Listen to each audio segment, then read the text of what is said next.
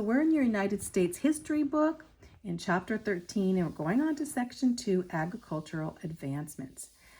We're going to be talking about these new machines and methods during the period of time 1800 to 1850, as these inventions would cause agriculture to flourish during this time. So in the first of the 1800s, agriculture virtually was the same as in colonial days, but there was plenty of cheap land available. As they pushed the Indians, westward, there was land was very easy to come by. Not like in Europe, where it was very hard. Only the very wealthy could own land in Europe. But people moved west.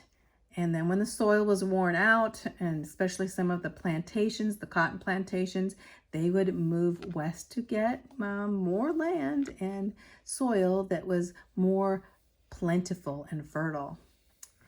1825 to 1850, major changes were made, causing agricultural revolution, which led to industrial revolution. So first would be the agriculture. We're looking at agriculture, how agriculture would have to flourish first so that people would have food, and that would lead to industry, the industrial revolution. You have to link those two together. In fact, there's a picture of Adam Smith there. He lived before this time, but he was an economist, and he would say the cultivation and improvement must be prior to the increase of towns. That means before the towns could flourish, they would have to flourish agriculturally and have be able to cultivate, in order to eat, and they would come out of poverty. So agriculture would be the first important advancement. Inventions during this time. It's very important that we know about these, because these would revolutionize farming and agriculture. John Deere. I'm pretty sure you've heard of John Deere, because even some of the farming equipment now are put together by a company named John Deere, named him after him. But he lived in 1804 to 1886, and he invented that first steel plow that you see there in 1830. So important, a steel plow now. And then Cyrus McCormick lived in 1809 to 1884, and he invented a reaper to cut the grain. You see this picture up here in the corner, that reaper, so that the grain could be cut. Also, the thresher was invented to separate the grain from the chaff. And they had a horse-drawn rake here, so to rake the fields. Also, a mower and seed drill was invented by Jethro Tull. You can see that picture there, so important. And planting and harvesting became much faster and easier because of these inventions. Also, they had controlled breeding of animals during this time to improve the livestock, and crop rotation.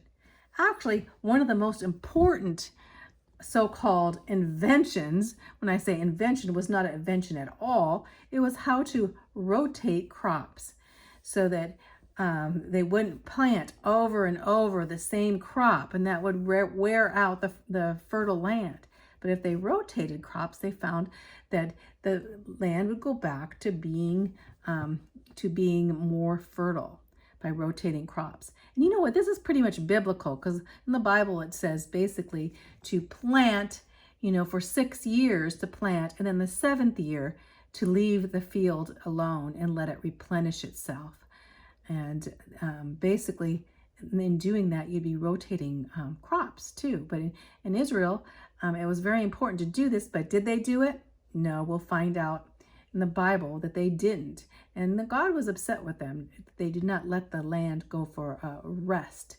They would overdo the land. And even now we find when people do not rotate the crops and plant the same crops over and over in the same place, it will wear out the land.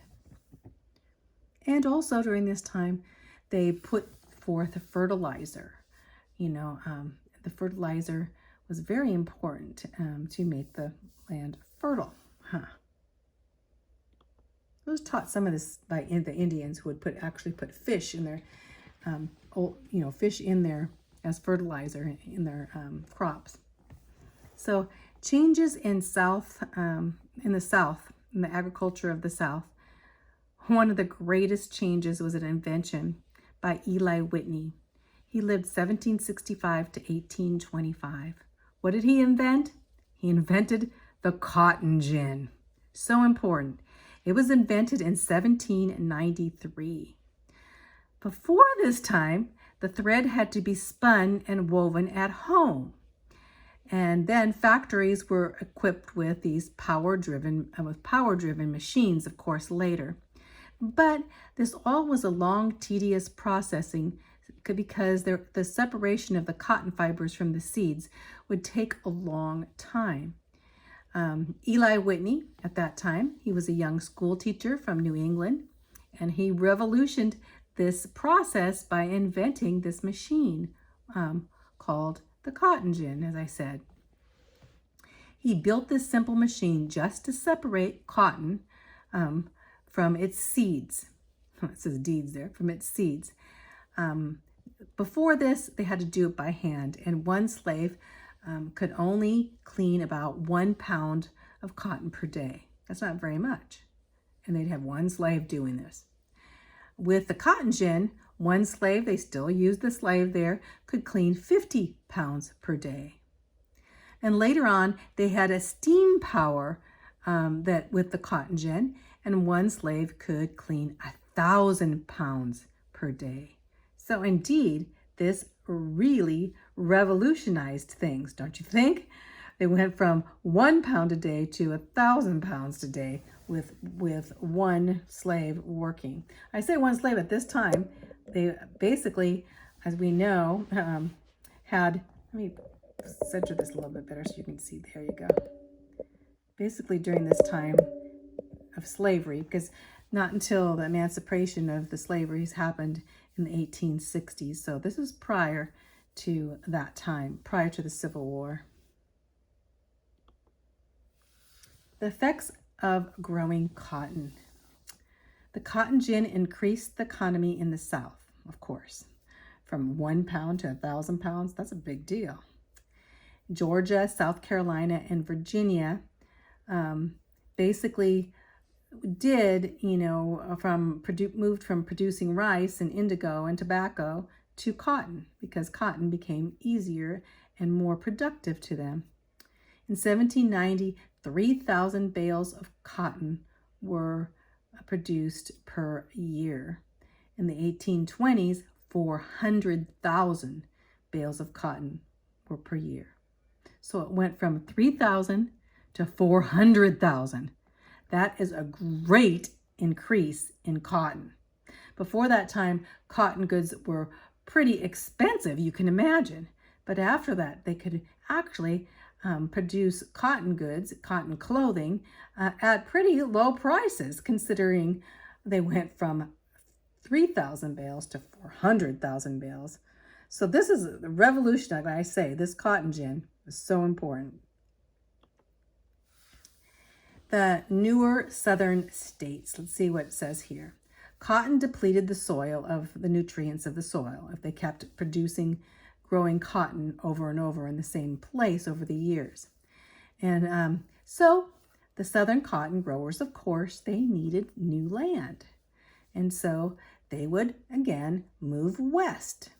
Try to move west, because that's where the land was. And on to the south, even Mississippi, Alabama, and Georgia were towards the southwest of them.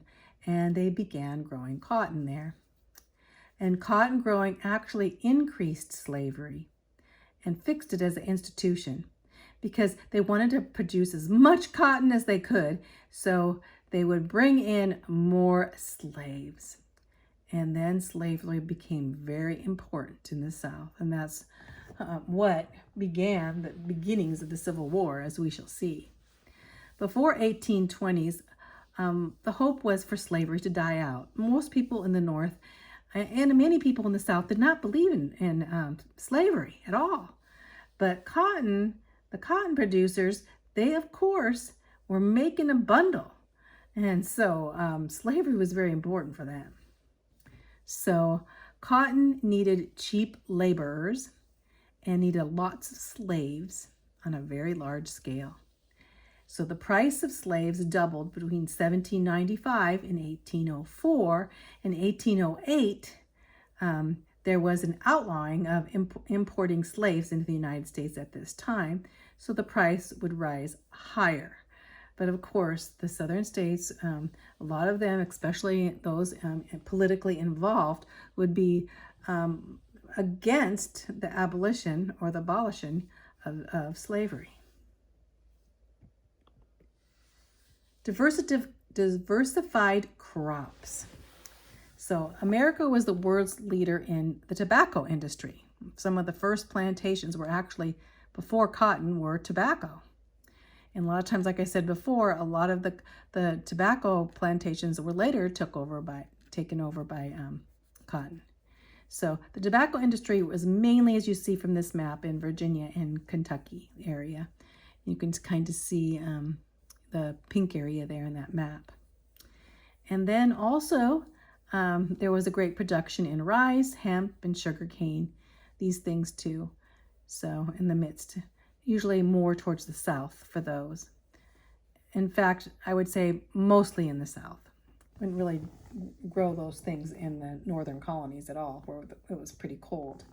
In 1850, the South was raising 1/2 of the corn for the United States, 1/3 of the oats of the United States, and 1/4 of the wheat for the United States.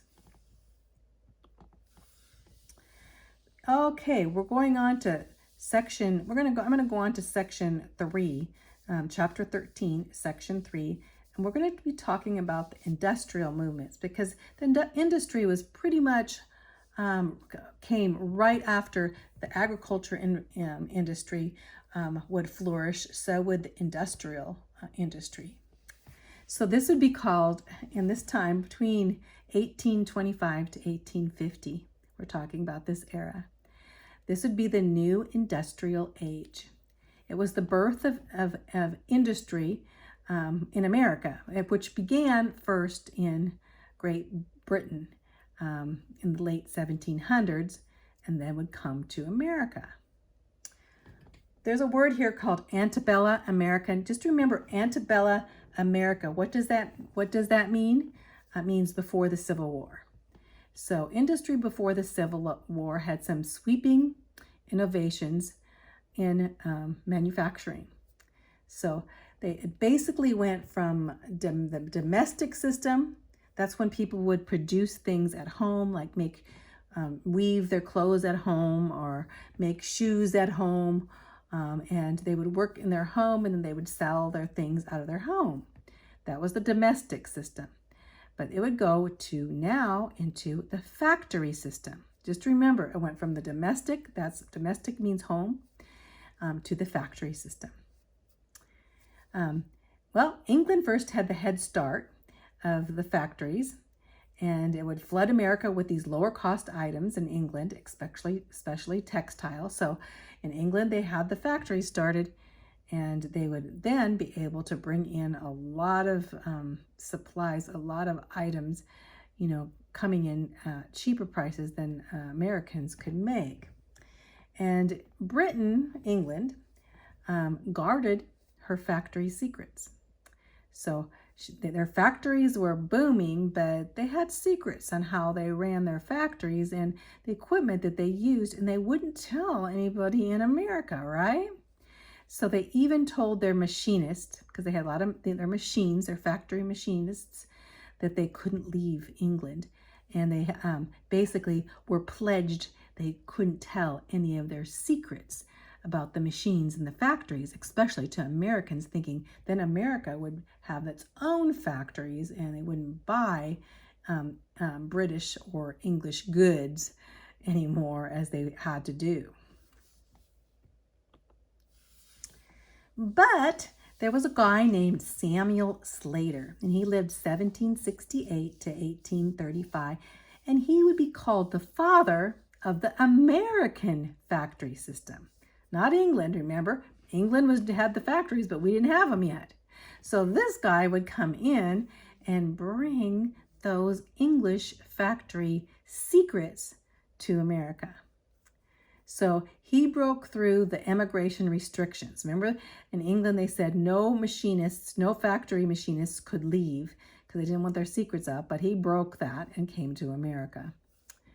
And he offered these secrets to the industrialists in the United States. When he arrived in New York in 1789, he contacted a guy named Moses Brown. You see a picture there of Moses Brown? And he was a Quaker merchant in Rhode Island. And he told Brown that he could reconstruct a textile factory from memory, that he knew all of the secrets of a textile factory in England, in Great Britain.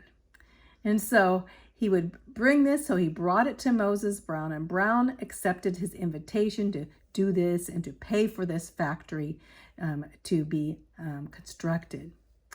In 1790, the first American textile factory was built right beside a waterfall in Pawtucket. And just remember, 1790 was the first American textile factory where Samuel Slater brought in his secrets, the secrets of the factories from England to America and to Moses Brown.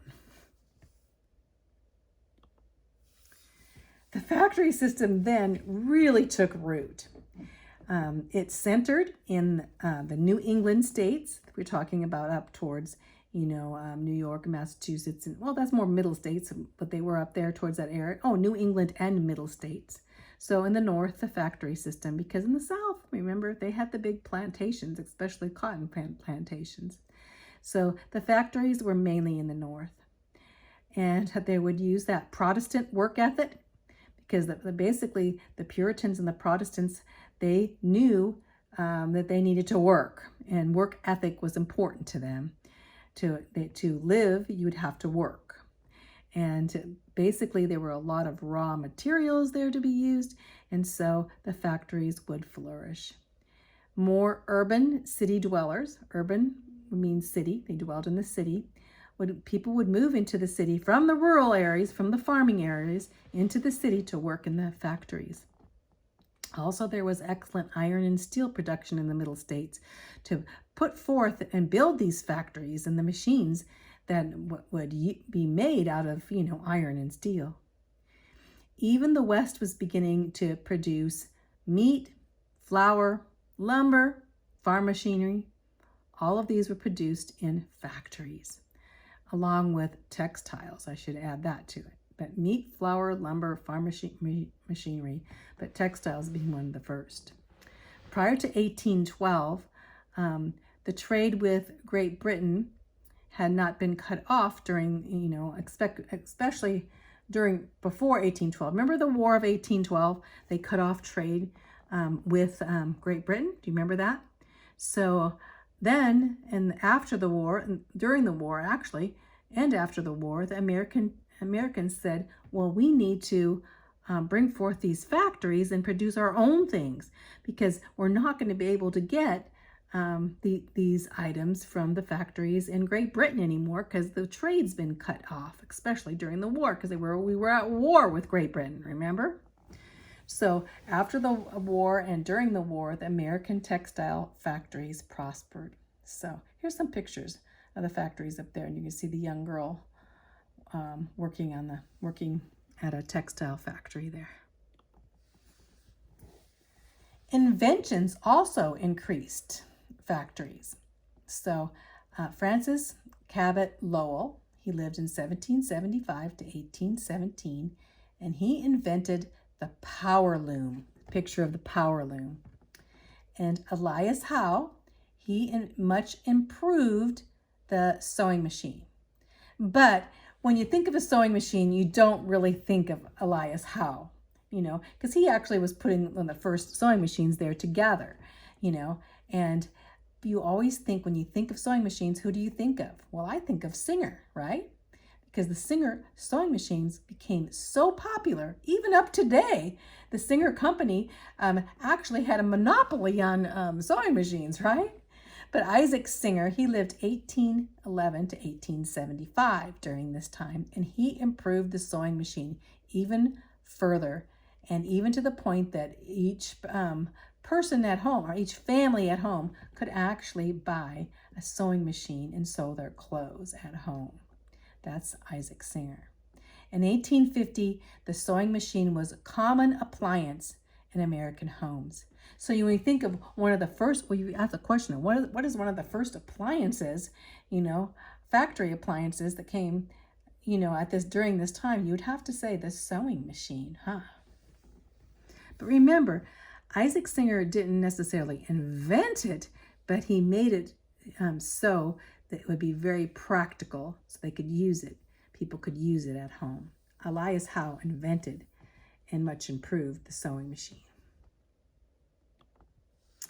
Singer sewing machines. Here's a picture of Isaac Singer. He sold the machines through his company, I Am Singer and Company, he called it. I Am Singer and Company. Anyway, in 1860, he was the largest producer of sewing machines in the entire world. Not just the United States, the entire world wanted a sewing machine. In 1863, Singer Manufacturing Company made huge, gigantic profits.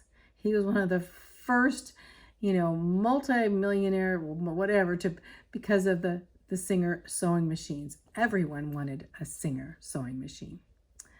Although Elias Howe realized that he had the patent, so he actually lost the patent of the sewing machines he had to Elias Howe in a lawsuit, because Elias Howe actually invented the Singer sewing, or the sewing machine, so they lost some of that money to him. But Singer was the first company to use the installment plans for business credit, and actually became lost really little comparatively to how much they gained through even installment plans for credit. So people if you couldn't buy a sewing machine, you could use your credit. Before that, they didn't have credit cards, So basically saying, we'll have an installment plan. You can pay each month and we'll charge you a little bit so you can have a sewing machine and just pay us on every month, divided up to months. And they would make a lot of money just on the credit for the installment plans. Then, of course, we have the role of steam. So when we talk about steam, you think of the steam engines. Well, James Watt in 1736 to 1819 was a Scotsman that invented the first practical steam engine. So we're thinking of, Scotland area. I think is a picture of the steam engine. Oliver Evans, he lived 1775 to 1819. He was American from Philadelphia there, and he invented the first high-pressure steam engine. You see Oliver Evans' steam carriage that he invented in that picture.